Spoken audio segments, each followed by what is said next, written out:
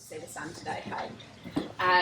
Cool. I'm going to take us through this topic from the ground up, really, as lots of you who know me know I quite like pathophysiology, so we'll do a little bit of that. All of us know that this is super common, right?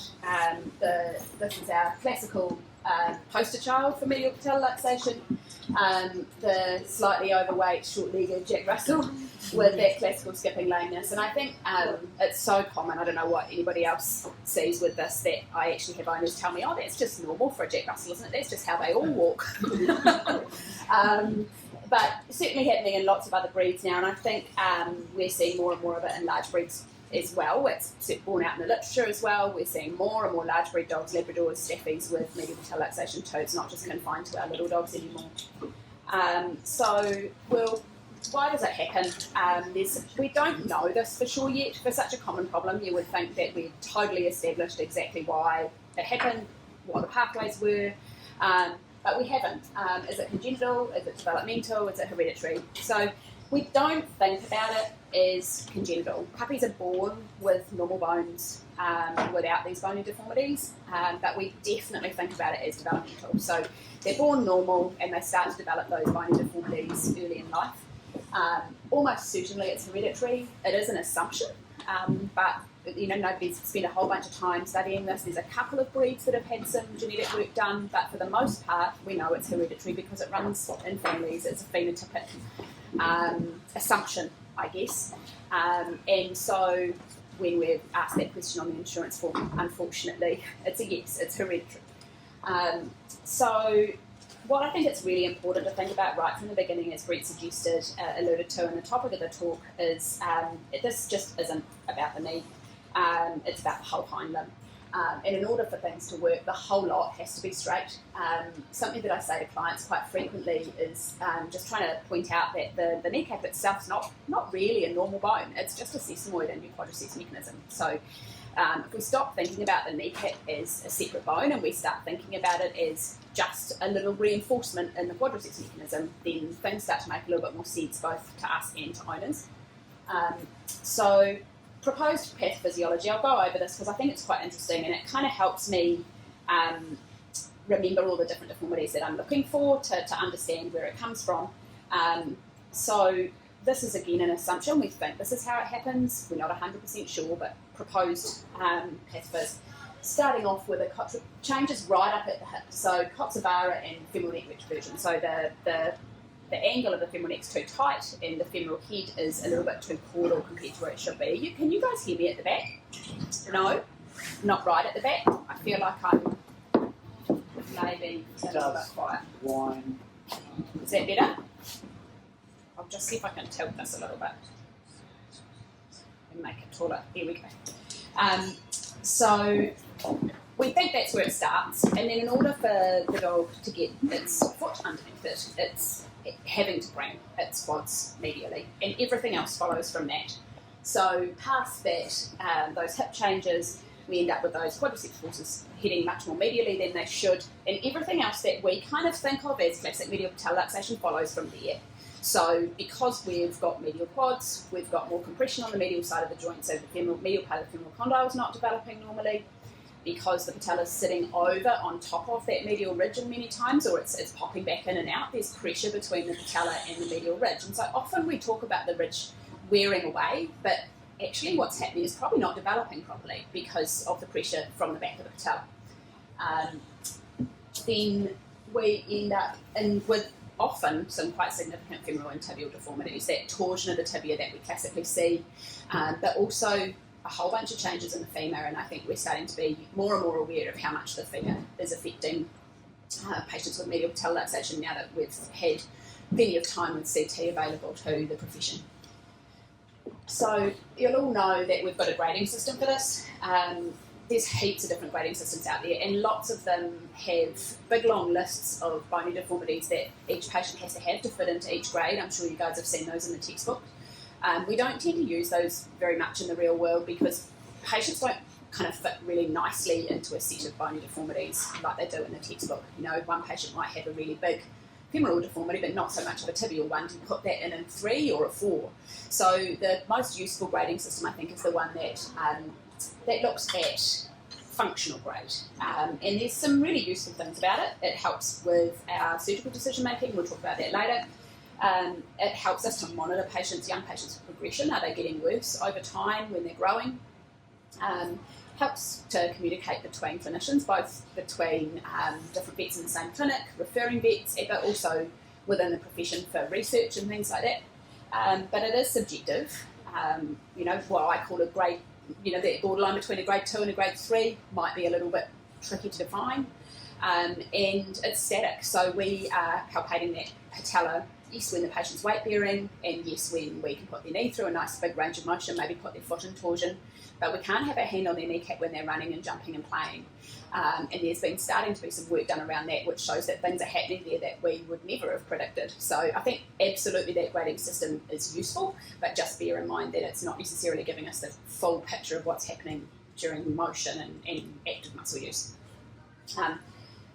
So we'll just quickly run through the grades, because I'm sure you guys all recognise these, but make sure we're all on the same page so that when we start talking about treatment decision making, we know we're talking about the same thing. So grade 1, I have a little 1 or 2 word terms to try to remember these. A grade 1 is an in, so it's spending most 99.9% of its time in.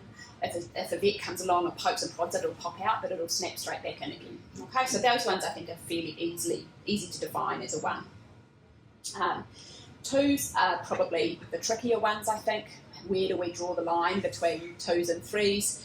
And I do think that in my world, there's a high grade 2s and low grade 2s, some that are a bit more stable and some that are a bit more unstable.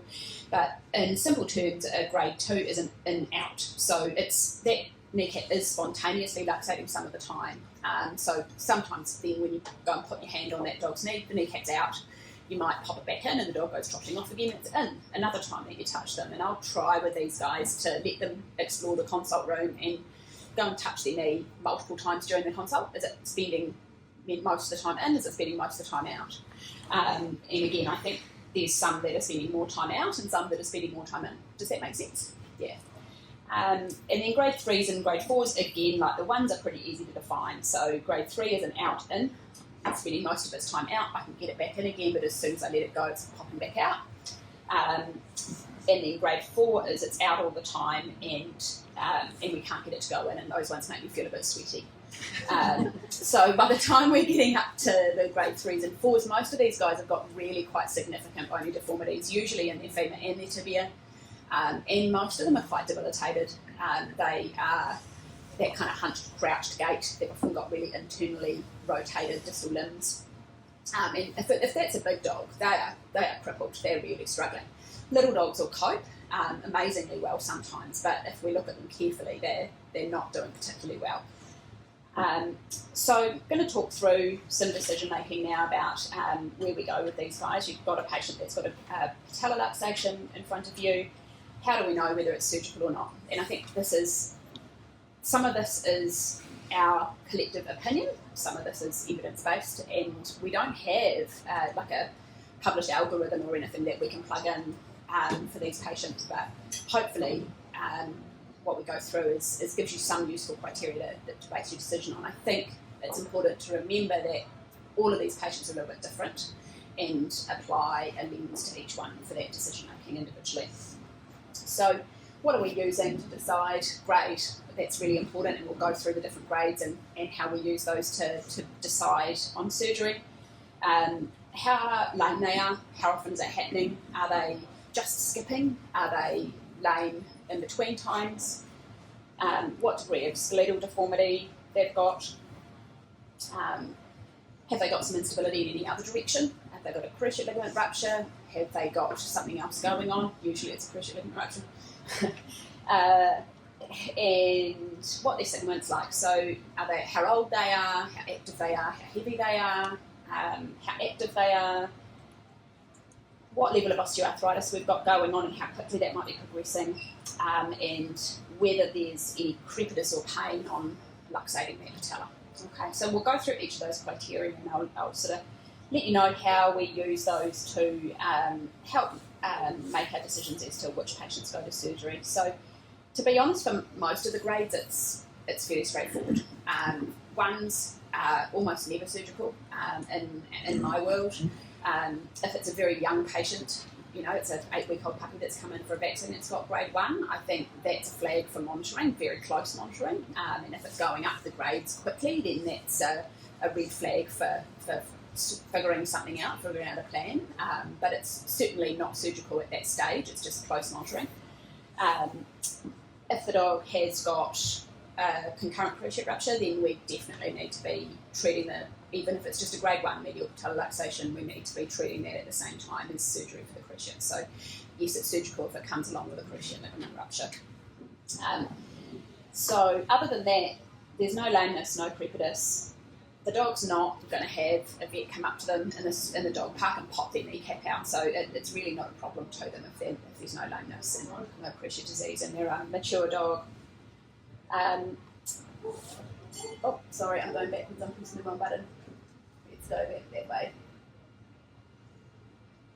Here we go, grade 2s. These are the hardest ones to make decisions on, right? And it's not just you guys, it's us as well that finds it hard to make a call on a grade 2 patient sometimes. So hopefully having a wee bit of information about this will help you. So these are the criteria that we're using to decide whether our grade 2 patients are surgical or not. If they're skipping daily, like our little friend was probably skipping every second, but if they're showing those episodes of skipping lameness every day, then for me that's a surgical patient.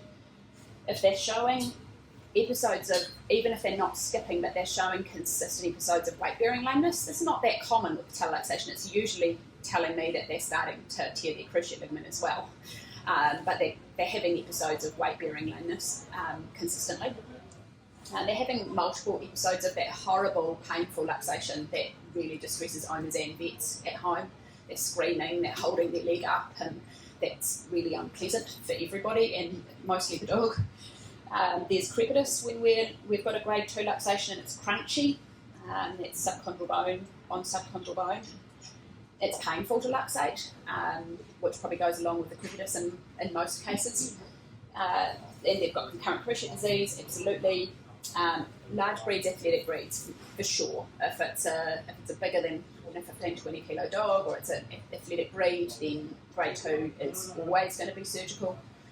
And again, we talked about earlier, progressively worsening grades in a young patient, even if they're sound, I would be starting to be concerned. And we'll talk a little bit about juvenile patients later and how we manage those. Grade 2s with no lameness or skipping, these are the ones that are tricky, right?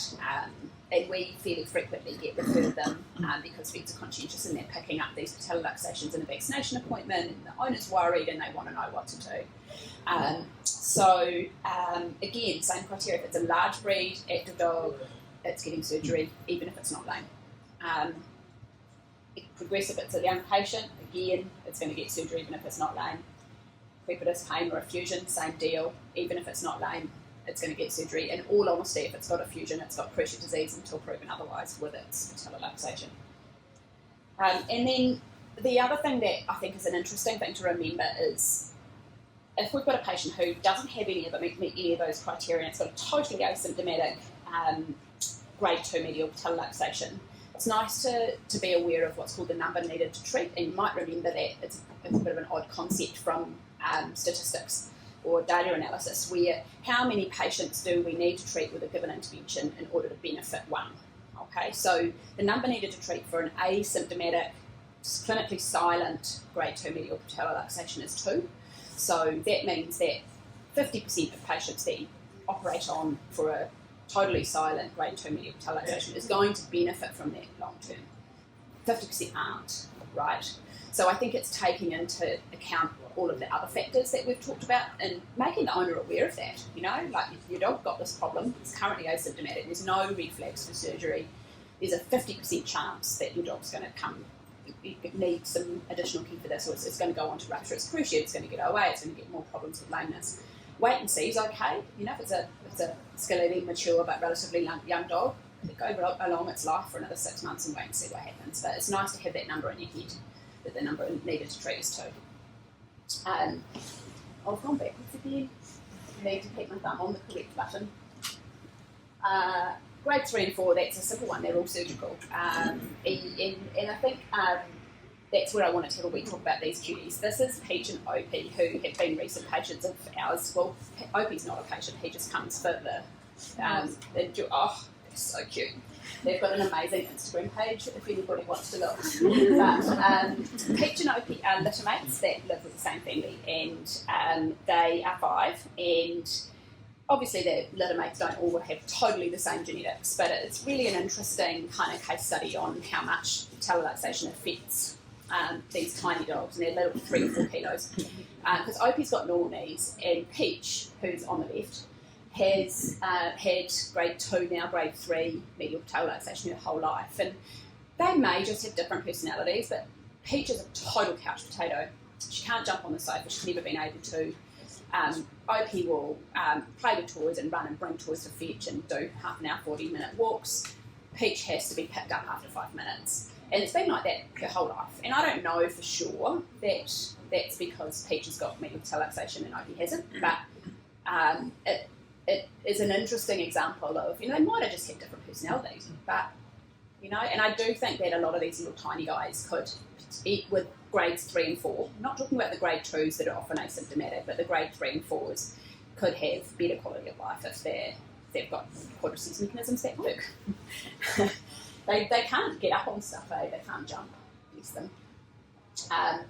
So, in summary, got that patient in front of you. Is your patient surgical? I think they're non-surgical, most grade 1s and some small breed grade 2s.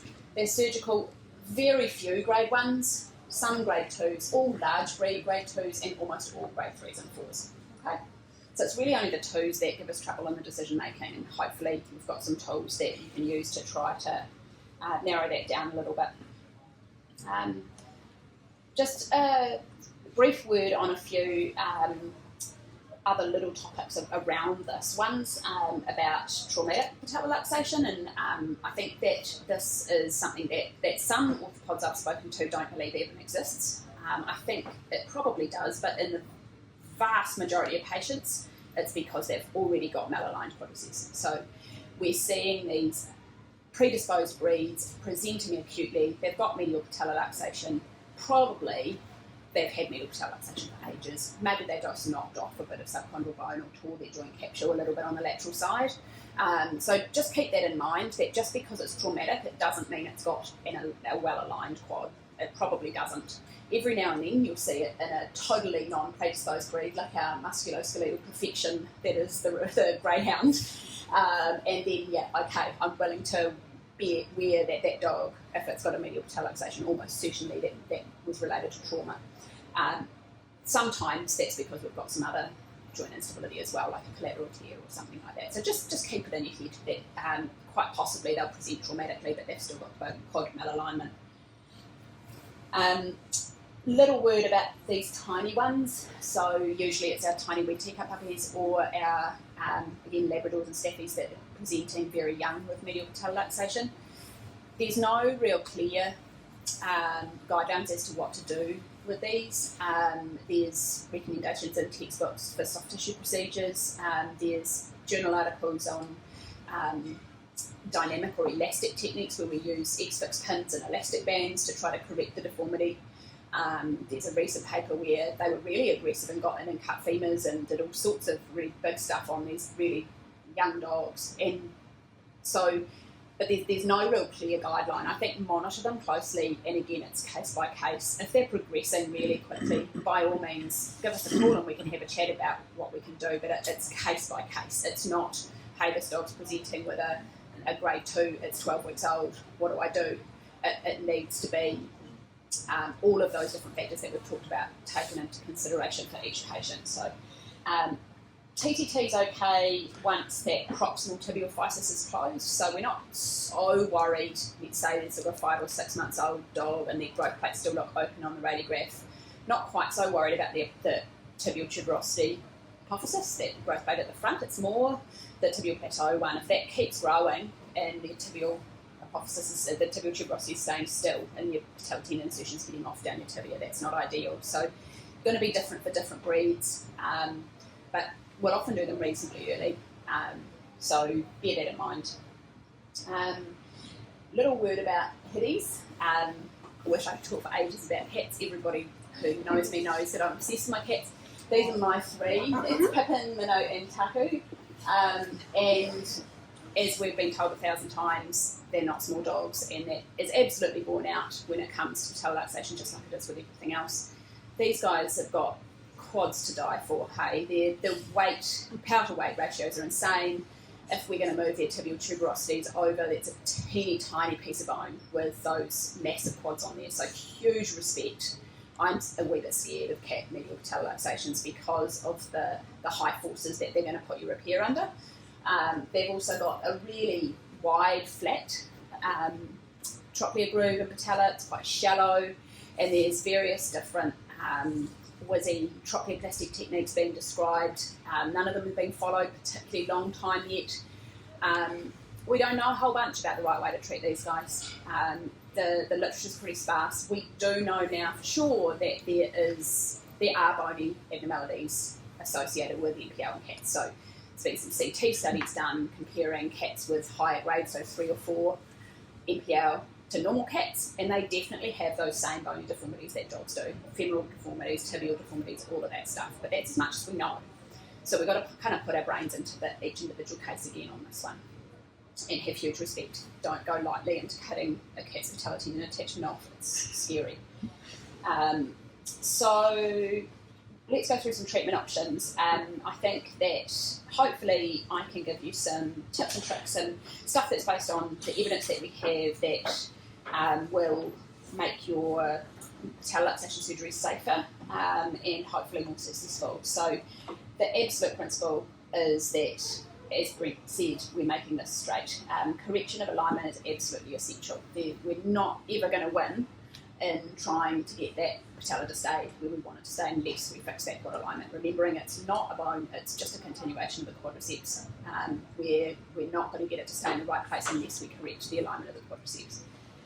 So these are the things we've kind of got on our menu. We've got tibial tuberosity transposition, those what I call soft tissue balancing techniques, so medial and lateral soft tissue techniques, trochleoplasty, femoral corrective osteotomy, and then down the bottom some slightly less common ones, distal transposition, redisfem transposition, and for our cruciate disease MPL cases, modified TPO, which Brent's going to talk about later. These ones I think would apply to almost every patient. I think just about every patient is going to get a TTT and some soft tissue balancing procedures. Most patients in our hands are going to get a trochleoplasty. I kind of go between doing more of them and doing less of them. I don't love them because I don't like cutting articular cartilage, but we know that patients who have a trochleoplasty have 5 times lower risk of reluxating. So I really don't want them to pop out again. So. And Alice is going to go into a bit more detail about the different types of trochleoplasties and how we can hopefully try to make as much of a sensible decision as we can about when to do them. And femoral corrective osteotomy, that's not very often, but I think it's really important to put it out there because those grade 3 and 4 patients that have a femoral deformity, if we don't recognise them, we're just not going to get good results for them. So it's recognise the patients that have a risk for that, mainly our grade 3s and 4s and our really bow-legged creatures like our staffies, and picking out those patients that could benefit. I just wanted to briefly mention this guy because I know he's out there a bit, and I have not come across any real orthopaedic nerds who are using this system. There's only one study that looked at the use of ridgestop. For those who've never seen it, it's a synthetic, some kind of plastic, which you screw with just normal cortical screws to the medial part of the trochlea to kind of make a bigger ridge, right? So the one study that's been done had 17 dogs in it. 5 of those had to have the device removed and a traditional trochleoplasty done. I wouldn't be that happy with that if that was me, because that's 20% of dogs. There's no long-term outcome studies at all. So nobody's looked at what happens to the dogs further down the line. And to me, the mechanics just doesn't make a whole bunch of sense. Those cortical screws are going to be loaded and loaded and loaded and loaded, and they're just going to fail. There's no osseointegration there. That's going to be loaded for the rest of the dog's life. So I think that implant system is quite expensive. Trochleoplasties look scary, but they're really not that difficult. We've got a good alternative to this, so I wouldn't recommend that one. So TTT, absolutely the workhorse of EPL management, and I think lots of you guys will already be doing these. Hopefully I can go through some tips and tricks to try to make them as safe and beneficial as they possibly can be. This picture is from a dog called Stanley, who was referred to me by the AOC 190 team a few months ago. He's an absolutely insane 30 kilo English Bull Terrier. He's mental. Like, we've had to keep him pretty much sedated his entire recovery period. So he's got the Stanley proof version of TTT implants. He's got 2 massive big pins and 2 tension bands, because I was really scared. They don't need to all be quite that robust. But he did get through to uni, thank goodness, without blowing his, avulsing his tibial tuberosity. They don't all need to be like that. So the tips I have is make sure you plan the size and location of your TTT. We'll talk about how to do that. Always place a tension band wire. I'll talk more about that in the upcoming slides. Think about your angle of insertion of your pins. Keep that distal periosteal attachment intact where you can. Don't use screws in a tibial tuberosity. It makes a really big hole. They fracture through them. It's not worth it. And use 2K wires. And so all of these pieces of information about the technical aspects of how to place your pins and where to place them have come from research rather than opinion. Okay. And the last one, engage that caudal cortex, but not too far through. So we'll go through each of those in turn. So where are you going to put your TTT? These are the measurements that I've taken to theatre. So it's got a pointer on it. Really? Yeah, it's the red button in the middle. Oh, yeah. So I'm going to start my osteotomy halfway between the tibial tuberosity and the front of the tibial plateau, so it's roughly half. It doesn't have to be perfect. And then we want to come out at the bottom of the tibial crest. This dog doesn't really, it's obviously a little dog, doesn't really have an obvious crest, but that works. So the measurements I'm going into theatre with are this one down the front, and this one here. If you want, you can measure here to here as well, but it's quite hard to measure because it's under the patellar tendon. And then you, if you have this point and this point, then you know that you're going to make your cut in the right place. But it's a nice chunky crest, right? It's 7 millimetres. It should be chunky. We don't want to be taking off a little slither that's going to crack and fall to bits. The other measurement I quite like to have is this one, which is the length of my pins, roughly, depending on where I place them. That tells me I measure them before I place them or set the KY driver up to have that length protruding, and I know I've just engaged the back of that caudal cortex. Always place a tension band wire. I know that not everybody does this. I know I've been through stages where I didn't do it too. I think 99 times out of 100 you're going to get away with it, but not 100 times out of 100. This is a graph from a cadaver study that looked at the strength of the construct with and without a tension band, and the box and whistle plots on the left are without a tension band, and this is what it's like when we add one. Okay, so I think, and there's several papers that show there's an increased risk of avulsion if you don't put a tension band in there. I know it takes a minute. I really don't like complications. It takes me 5 minutes to put one in, and it makes me sleep better. And so I think if you're not putting them in routinely, and you know that's fine, but just think carefully about your patients that you're going to do that with, and if you have any doubt, put one in, and just remember it's safer if you do. Thinking about the angle of insertion of your KYs, so there was a paper that found that if you angle them flat or upwards a little bit, you get less issues than if you angle them downwards. Okay, that means you need to plan where it's going through the bone so that you don't end up in a joint. So that's flat. One of them's down a little bit, but it's flat, which is good. And thinking about where you're going to start that KY off down here too, and you're in a nice meaty wide piece of bone. Obviously this takes away to nothing distally. And then the last two things, a couple of things in there are maintaining that distal periosteal attachment if you can. Sometimes it cracks off and you can't, but if you can, you may as well have it. Don't use screws. KY orientation, if you use 2 KYs, you're going to get less problems with avulsion than if you just use one. Excuse the quality of that image, it looks terrible when I blew it up. It doesn't matter if you go up and down or sideways. I just don't find that there's enough room for sideways very often. and I worry about my tension band wire cutting into the fibres of the patellar tendon as they spread out onto the tibial tuberosity there with horizontal, so I tend to place them vertically. But it makes no difference. And engage in that caudal cortex, but not too far. So ideally we want to just grab it and get our pins embedded in it nicely and not have it sticking too far out the back. I have definitely had to do the walk of shame back into theatre when I've made mine too long before.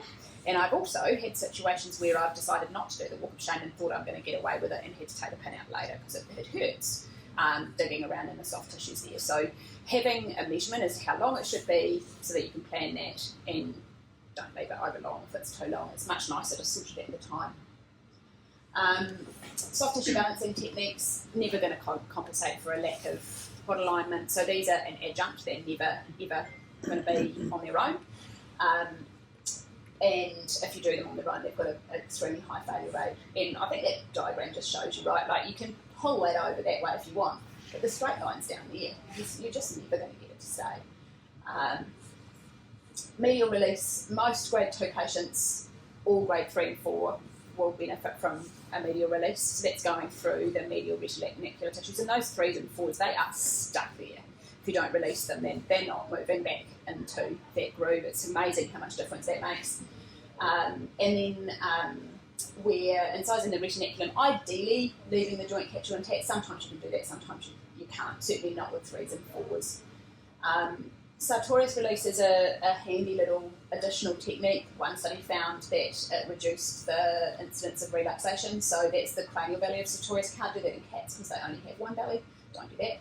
But have a look at, this is my beautiful old worn Miller's Anatomy. Thankfully I've never had to update it because anatomy doesn't change, right? And there's a picture from that of where to, literally just with scissors, elevating the insertion of that muscle, and it does make a difference to your relaxation rate. And then your lateral capsular overlap, just getting rid of that redundant soft tissue. You can either overlap it and do some nice big, what they call them, vest over pants stitches, or a tidier way to do it is to take a strip out and then reoppose your retinaculum. Makes it much easier to palpate where everything is post-op too. I think that's my bit. I'm going to hand over to Alice, who's going to talk about trochleoplasty. Hopefully I haven't been too long on that bit. Kia ora everybody, I'm Alice, I'm one of the other surgeons at Animal Orthopedics, and I'm going to talk to you about trochleoplasties, or as we call them on my days, chocolate pastries. It's a lot easier to say, it makes everybody happy. So this is one of my patients, little Luna, who I saw just a couple of weeks ago, and she came in looking like this. She's also Jack Russell, very cute, 2-year-old female, entire grade 2 MPL. And we made a decision to do a chocolate, I'm just going to say chocolate pastry because it's a lot easier.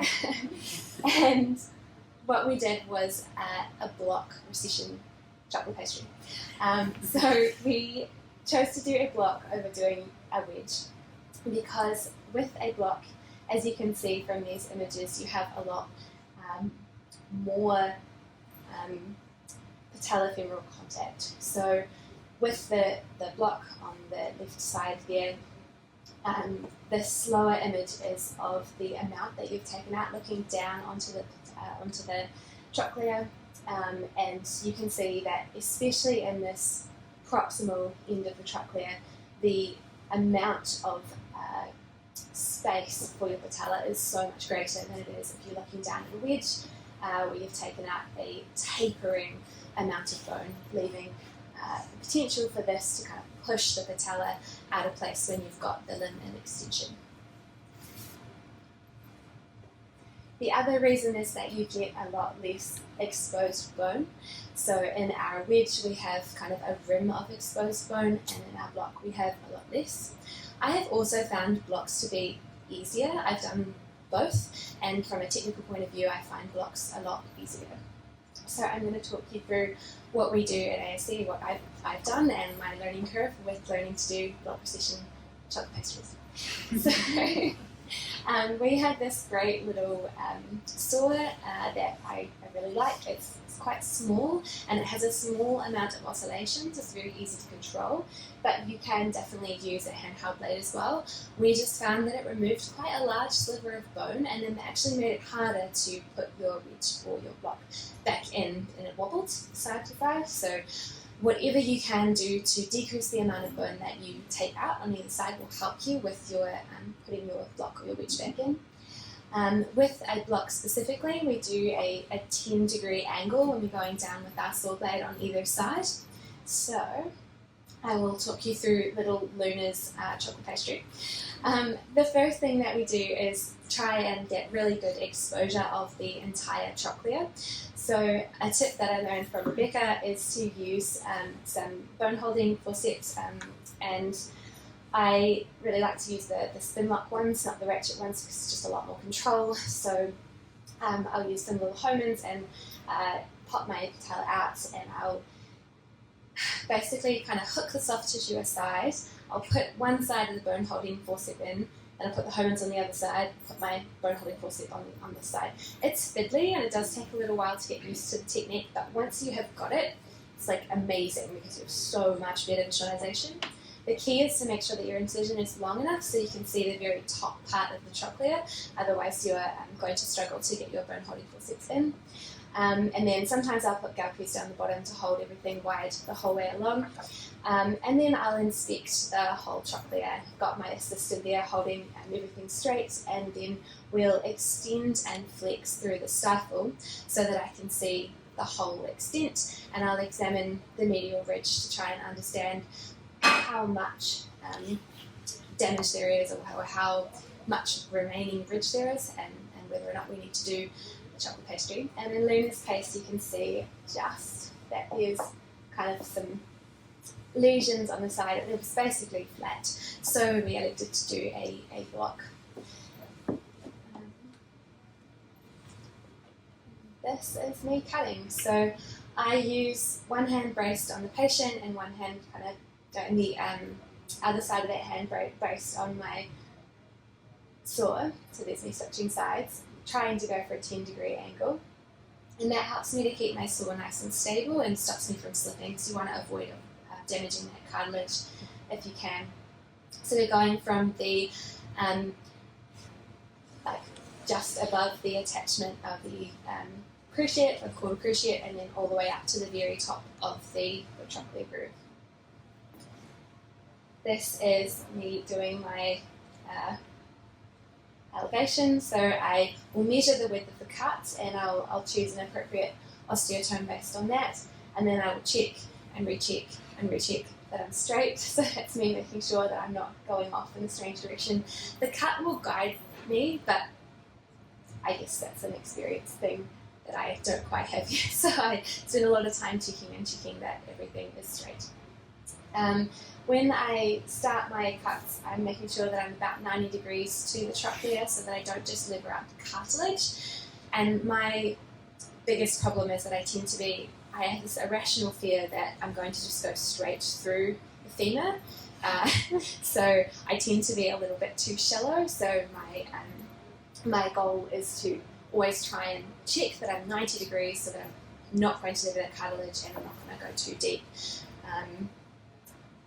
And then, of course, the important thing is that you don't drop your block once you've taken it out, so very carefully secure it and place it somewhere where you're not going to accidentally use the swab that you've put it in and drop that, something like that.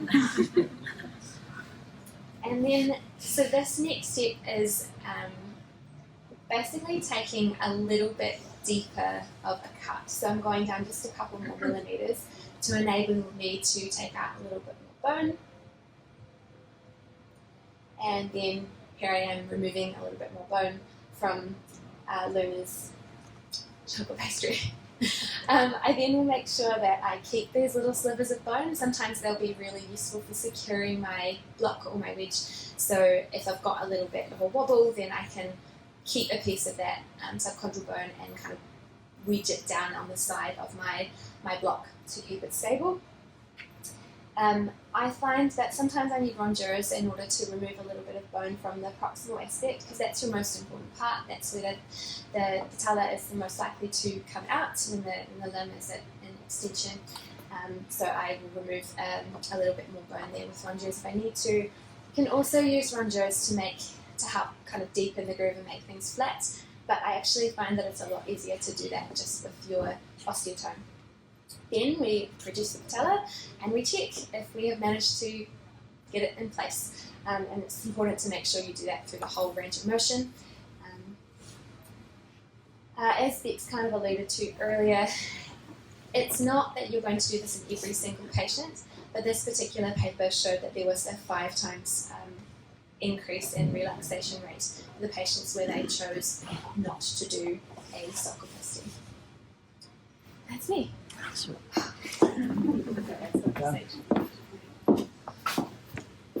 Great talk, guys. So Bex and Alice have given the principles and really the key things that we do pretty much all the time. So just a few minutes on what are the modifications we might do for some particular patients. And the most common one would be combining cruciate disease with medial patellar luxation, and this is really common. We actually do this a lot. We might have a couple of these a week.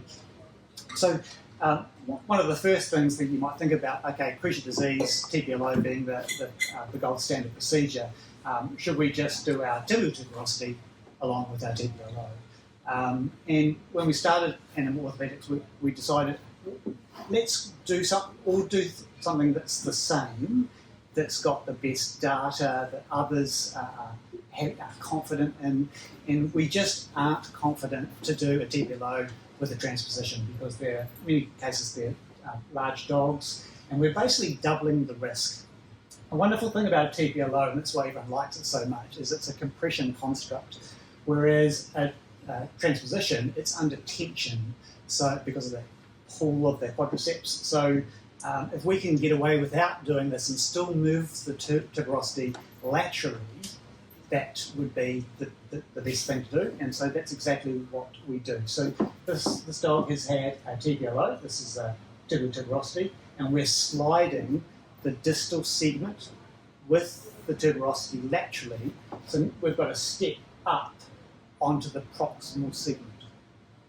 So here's another diagram of that. So with our TPLO procedure, and we're lateralising it, and we're also externally rotating that tibial tuberosity as well. So this is one of Alice's surgeries. This is what it looks like. We've got our prominent tuberosity. It's nice and intact. So the more that quadricep pulls, the more compression that construct is under, and there's no tension. So you can see we've got a big gap under that plate. If you're doing this yourself, you have to be pretty careful because that screw now the trajectory has changed, so you might have to put a unicortical screw in. So these guys talked about femoral varus. So in a grade 3 or 4 luxation, so it's out all the time, or it's out all the time, you can push it in, but it immediately pops out again, then we would, as a routine, do femoral varus x-rays. So how do you do that? So we want a nice straight femur where the fibella are symmetrical on the cortices. You can usually see that medial trochanter. And we're drawing a line down the anatomic axis, a line across the condyles, and we're measuring this angle. It sounds very fancy. Anatomical, lateral, distal, femoral angle. So this isn't a bias. It sounds fancy, but it's actually quite easy to draw those two lines, measure that angle, and here's a dog with a large angle. So generally in dogs, what we tend to do is if they have an ALDFA of greater than 103 degrees, based on this study, then we start thinking about doing an additional surgery. So we're still doing the trochleoplasty, the transposition, but we might add femoral varus, which adds cost. So we always talk about it with the owner. So we take out a little wedge in this case of 48 degrees. So here is I'm sure I found this in my Mac somewhere. I don't know if I did that this with you. It's mine. But yours. I don't think it is. Oh. It's big. Bit specs. Yeah. So yeah, a pin cranial in those segments to control it, and then we'd apply a lateral plate. So here's a surgery Vix and I did together a wee while ago. So this dog actually had a previous femoral head and neck ostectomy, so that femurs moved laterally and proximally, and had a femoral varus, so we did a femoral osteotomy. It's also got a TPLO with a translation as well. So I think that was a grade 4 from me. But yes, that was a big day. It was a lot to do that. So it's getting pretty advanced now. One thing that Alice and I did today, this was my first time that I did this actually, so it's kind of interesting, a bit of slide from the surgery, all very exciting. So the vastus muscles all attach to the femur, but the rectus femoris, which is one of the 4 quadriceps muscles, attaches to the pelvis. So you can imagine in this case, which is what Alice saw, we've got a femoral head and neck ostectomy, that femur's moved up, and so we've got a medial force acting on that patella. So the goal would be to move that origin of that muscle, rectus femoris, to the lateral side. And here it is, with that little bone attached to the end of it. So we chiseled off the origin, attached it to the lateral side, and hope that it does well. It sounds as though the patella was nicely in this surgery. So it actually wasn't too difficult to do that. So that would be something that can also be done. Patella alter. So in some dogs, like this is a really obvious one, that patella is sitting really high, and so it's not captured by the trochlea, and that's therefore at risk of medial patellar luxation. So you can actually measure this if you like. You can put a ruler on the length of the patella and the length of the ligament, and if it's less than 1.8, it's normal. But many dogs are 2.1 or more, so we wouldn't necessarily try and pull that patella distally, but it's something to note, and you might change the your surgical technique. One nice way to do that without cutting off the crest is to, a dog with cruciate disease, instead of doing a TPLO or a TTA, you can do a cranial wedge to pull that proximal segment distally. So these are, I ran through that pretty quick, but these are a few of the additional techniques that you could use. The classics, the key, the one that we go through most of the time. So what are complications? Complications for medial patellar luxation is actually quite high. So close to 20% major surgical, so they need a revision surgery in this quite classic study of 124 dogs. And what are the 3 major complications? They are implant-related complications, KYs coming out, the patella reluxates after surgery, wasn't quite enough, or it goes to the other side, and avulsion of the tibial. There are some other unlucky ones like patella ligament laceration, but those 3 are probably the key. So how do we reduce complications? A great plan. That's really one of the keys, and we spend a lot of time planning, talking together. We would scrub in on each other's surgeries, and it starts to get hard. These guys talked about combining transposition with sulcoplasty to reduce the relaxation rate. Using a tension band, like I would never do a patellar luxation surgery without a tension band. It's just such a robust construct rather than just having pins in. So we'd always use that. The research says cut sartorius muscle insertion off the patella, that's helpful, so that medial release. And making sure that we're not doing the classic procedures when we've got a femoral deformity. That femoral deformity needs to be corrected. Some of you might ask, shall we do bilateral single sessions? And we choose our patients wisely. If we're bouncy like that, we may not want to do a bilateral circumcision, but it can be done. Rehab after. So I'm just going to change presentations.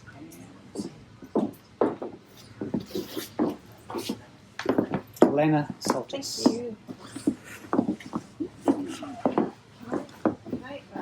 Yeah, you can take it off. Yeah. So just a while. Yeah, I don't want to be frozen here. Thanks, that was great. So I'm just going. Brent only gave me 10 minutes, and I have so much to say. So I have to just pick a few few bits that I think are important. So I get these guys, and they come in, and they've had these lovely, beautiful, fresh, gorgeous surgeries, and of course, and then it's my job, or our job, to manage it. Okay?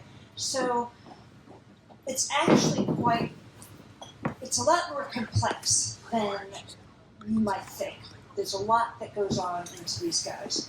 So, what's happening? Oh, thank you. So, some of our aims for treatment. So we want to make sure that we get a really good function and mobility at the end of the day, obviously. We also want to create an optimal environment for which this surgery can heal, right? But we also want to be looking at the biomechanics and not because this is such a big biomechanical dysfunction situation from the get-go, but there's a lot going on all the way around the body that's going to go and affect that surgery, right? Like for instance, these guys, like all of them, will come in with a really tight lumbar spine usually, right? Because first of all, your patellar luxation, that's an instability, okay? And the body absolutely hates instability, loathes it. So the back is going to tighten up in an attempt to try and gain stability, because if you have spinal stability, that helps with peripheral limb stability. So it's a dysfunction. It's not good. So the vertebrae tightens up, the muscle, the spinal epaxillars get really tight and hypertonic, which then makes them weak, breaks them down, makes them weaker, which then makes them even more hypertonic, and it's this nasty little thing. And then also, like the videos that we all know, that skipping gait, right, that they're all doing. Well, when they're doing that, that actually causes that spine to rotate towards that side, right? They've been doing that for a while. You might get this lumbar spine that's sitting a bit rotated, and that's like tightening a screw. So that even further tightens that lumbar spine. And then the pelvis is rotating towards that side too. So that's going to cause this biomechanical dysfunction in the pelvis. You're going to get a stiff SI joint. It's going to affect the biomechanics of the hip, which we're already struggling from. And then on top of that, they're not going to be extending their hip as much as they should, right? Because when they extend their hip and flex their knee, their patella luxates. So they stop doing that, right? So we have these biomechanical dysfunctions in those areas, and surgery didn't fix that, right? They're there. So what we want to do is deal with it. We want to fix those things. We want to give that surgery the best chance of having an amazing outcome. And it's really fun, actually, to fix those things. So that's just like one example of the biomechanics that can be going on. I could stand up here and rattle on all day, but I don't have time. So what do? So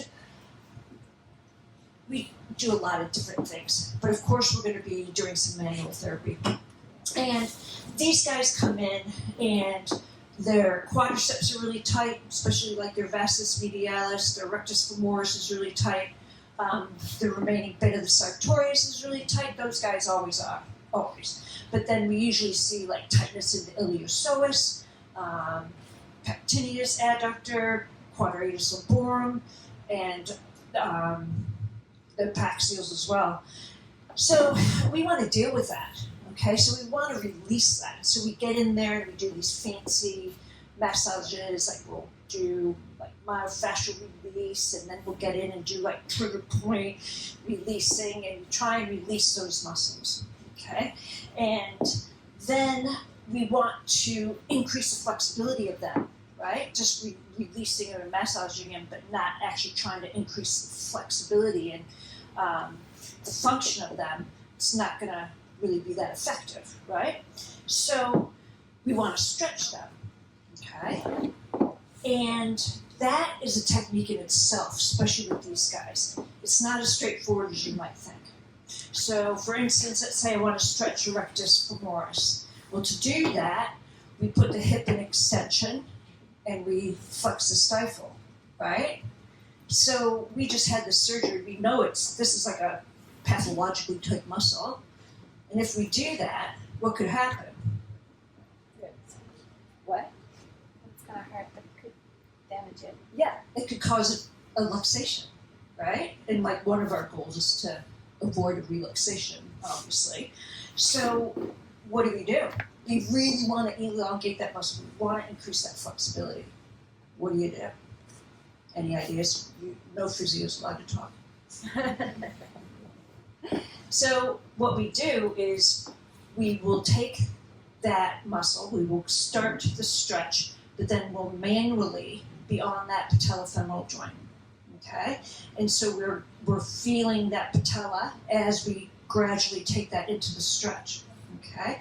And if it tries, and we're feeling that glide, seeing where it's at. If it's going to try and go medial, we back off, but we block that patella. We don't let that happen because we do. So it's like it's a little trickier than a lot of other post-op patients. You have to know what you're doing when you're doing this stuff. You can't just stretch a muscle. You could be damaging them. So we go off and we do all those kind of things, and a lot of other really fun, cool stuff. So we do things like we want to release those quadriceps, and we want to get good blood flow into the patellar tendon and release the tension off that. So we might do some like transverse friction on the patellar tendon. We'll do some over here. I'm doing some what's called patella tendon bowing. So I'm just stretching the patella tendon laterally, okay, while I'm blocking the femur and the tibia at the same time, okay. Here I'm doing an SI joint mobilization. We want to unlock that SI joint. We want to get that pelvis in a better position. Down here I'm stretching the quadratus lumborum, but I'm also doing some spinal mobilizations. So I'm doing some side glides and rotations. And up here I'm stretching out the hip. But we do, we'll be mobilizing the hip joint, usually the tarsus, the digits, whatever else that dog might have. And we assess them every time they come in, see what they need, and then get to task. I'm doing some joint compressions. This is pretty standard for everyone. I don't do anything different for a patella. Patella dog, that's safe. It's always safe, and it's really good. Anyone do joint compressions with your post-op patients? It's really good. Okay, so did you guys see that? What I was doing here? I'll try and go back. Okay, so I'm just doing these really gentle, like grade 1 to 2 gentle compressions. And what that does is it's going to stimulate the synovial fluid in the joint. Okay, so it's going to bring nutrients in, waste products out. It's really good. It's also amazing for pain, for joint proprioception, for swelling. It's excellent. And dogs typically love it. Like sometimes they don't let you do passive range of motion, or anything else. They're just like, get away from me, I just had surgery. Like, but most dogs will always let me do a joint compressions because it feels so amazing. And it's super easy. So we have some post-op. Does anyone know Dottie? Yeah, well, yeah, you guys do. Isn't she cute? She's a dwarf. She's actually an influencer, like for real. She's got like 160,000 Instagram followers, and she like makes money. Like, she's awesome. I love her. And she's one of my dog's best friends too. Anyway, sidetracked. So we've got these post-op protocols, and I've developed them where they follow the different physiological stages of healing for all the different structures that have been affected in the joint. And so we have a list of different exercises that are appropriate for each physiological stage of healing. And then we have a separate protocol that's a walking protocol and an activity protocol. Okay? Because what we want to be doing is gradual, progressive, monitored loading. We don't want to go from cage rest to walking, for instance. That's really bad for the joint. Or walking, or barely walking for 6 weeks and then be like, okay, go, walk a half hour. That's really bad. Like, that can do a lot of damage to the joint, especially the articular cartilage. Articular cartilage hates immobilization, but it hates to be rapidly mobilized. So you have to be really careful with that. So you want to be gradually, progressively loading it, but in a way that's going to benefit the joint. So that's a bit tricky too. And we have to be looking at our end range goal, which normally is off-leash running and playing and having a great life. So we have to build activities that are going to get them to that place successfully and happy. However, these protocols have to be individualized. They're only guidelines. So you can't just throw a protocol at all dogs and think it's okay. You can hurt them if you don't know what you're doing. So exercises that we do, she's so cute. I just had to put a lot of pictures of Dottie up because she's so cute. But so for instance, being careful. So let's say you're 4 weeks post-op. You really want to strengthen the glutes and the quads because we know those are going to be tight, right? You want to improve stifle range of motion. You want to get that back to full. And my little protocol says I can start squats or sit to stands, okay? And let's say my quadriceps and especially my rectus fem are really, really tight still. I don't have full flexibility and I don't have quite full passive range of motion yet. Should I do sit to stands to try and help that? You guys shut up. Okay, did you guys hear that? Okay, well obviously it's, no, you don't. You could hurt them. That's another thing that could cause a patella to relocate. Okay, so what do? You're desperate to do these squats. Well, you might modify it. You might have them start by just like doing little ones on a table or a step. And while you're doing that, you're palpating that patellofemoral joint. You're palpating it, feeling it glide, seeing what the movement is while they're performing that exercise to make sure it's appropriate for them, right? So a lot of things like that are really important, that you don't just pick up a protocol and throw it at your patient. You could hurt them if you don't know what you're doing. So, I mean, it sounds really complex, and it is, but once you start doing it, it ends up making a lot of sense. So,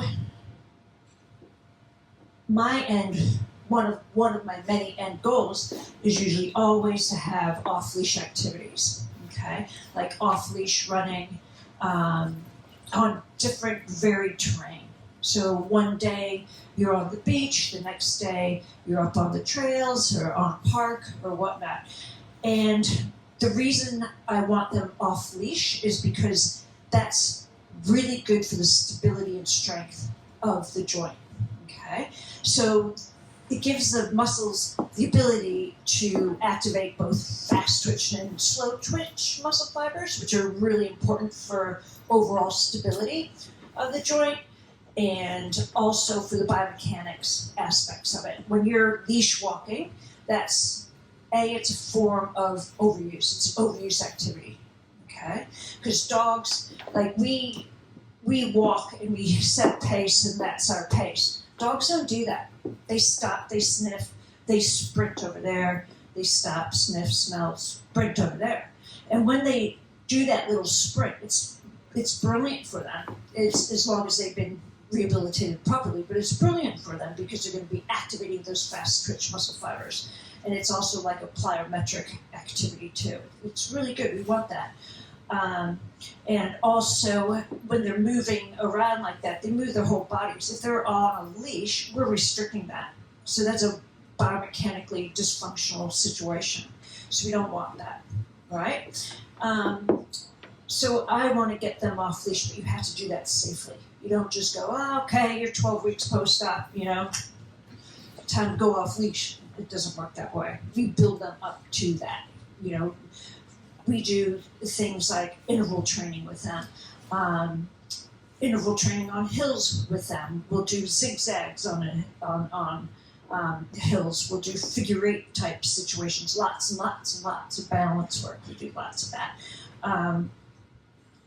And did I say intervals? Yeah, do intervals. Oh, and destination jumping. We'll do that. We'll teach them how to jump properly and make sure it's good and they're ready for that kind of thing.